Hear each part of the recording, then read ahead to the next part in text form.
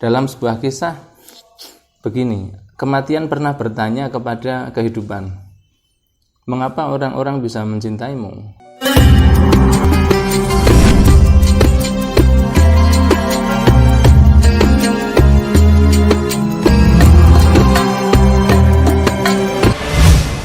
Assalamualaikum warahmatullahi wabarakatuh. Selamat datang di RA Media, Yayasan Pendidikan Riyadul Akhyar. Kali ini bersama saya Ismail Ahmad. Saya sedang membuka kitab dengan judul Al-Isti'dad. Ya. Di sini ada ada beberapa perenungan untuk bisa kita tafakuri, untuk bisa kita renungi. Bismillahirrahmanirrahim, saya bacakan saja. Qala Nabi sallallahu alaihi wasallam, "Itsnatani yakrahu huma ibnu adama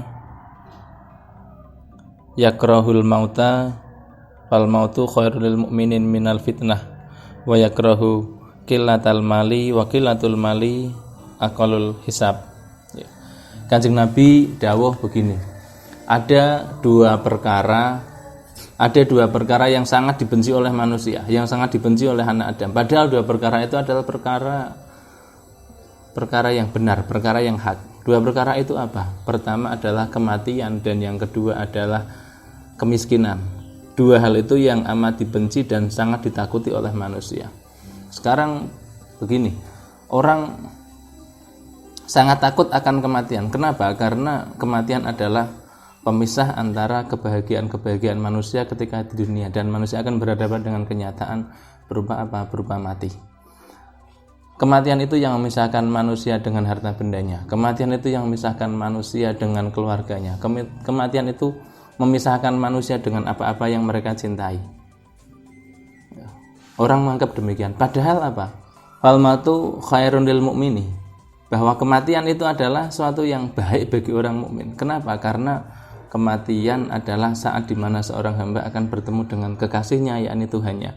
Bahwa kematian adalah pemisah antara dunia kebohongan dan dunia kegelapan dengan bertemu dengan dunia kenyataan atau alam akhirat. Dalam keterangan ini ada sebuah yang menyatakan ad-dunya sijnul mu'min, bahwa dunia itu adalah penjara bagi orang yang mukmin, bagi orang mukmin. Memang benar bahwa di dunia ini bagi orang yang beriman itu seperti penjara, karena semua diatur dan dibatasi. Maka ketika manusia itu mati, dia akan seperti terbebas dari penjara.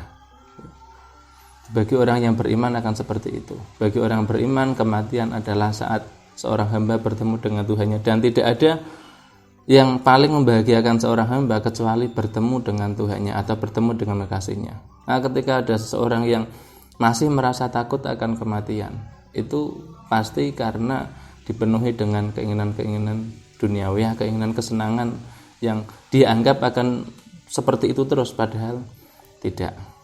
Dalam sebuah kisah begini, kematian pernah bertanya kepada kehidupan, mengapa orang-orang bisa mencintaimu? Kehidupan menjawab, karena aku adalah kebohongan yang nyata, kebohongan yang mereka anggap nyata. Kemudian kehidupan bertanya kepada kematian, kenapa orang-orang takut kepadamu? Kematian menjawab, karena aku adalah kenyataan yang menyakitkan, yaitu bahwa kematian itu memang sesuatu yang hak, namun kematian itu juga menyakitkan bagi sebagian orang. Kenapa? Karena kematian itu adalah pemisah antara seseorang dengan semua kebahagiaan yang ia anggap kebahagiaan dalam hidupnya. Dan ketika kematian itu yang semua ia anggap adalah sebuah kebahagiaan, tidak ada yang akan menemaninya sampai di kuburan, tidak ada. Keluarganya akan pulang kembali, harta bendanya akan diwariskan, jabatan yang selama ini dielok-elokan, jabatan yang selama ini dipamerkan dan dianggap sebagai sesuatu yang amat sangat dibanggakan, itu pada akhirnya juga akan kembali diperebutkan oleh banyak orang. Begitulah kematian adalah kenyataan yang menyakitkan bagi orang yang bukan orang mukmin.